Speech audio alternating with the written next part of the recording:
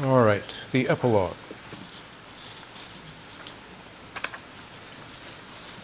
We erect dams assuming that they are eternal, as if they'll never topple over or be dismantled or fill with sediment or lose their financial rationale. Yet all dams will die.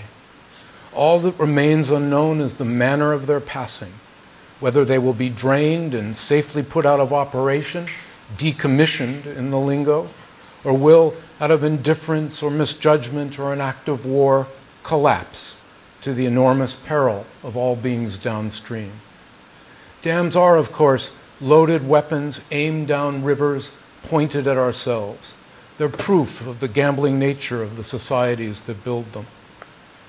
Imagine these dams in 500 or 1,000 years after their useful life is ended, when an earthquake from the fault line beneath Sardar Sarovar fractures it, or the bankruptcy of Zambia and Zimbabwe leads to Kariba's fatal neglect, or Three Gorges fills with sediment, or Katse gets too expensive to maintain, and when every one of them suffers from an altered hydrological regime as a result of climate change. Take your pick of mortal scenario. Cumulatively, they're more plausible than the assumption that megadams will be successfully financed, adroitly managed, and properly maintained into perpetuity. Some dams will crumble into the basins from which they rose, while others may still be intact but no longer storing water, which instead runs over or through or around them.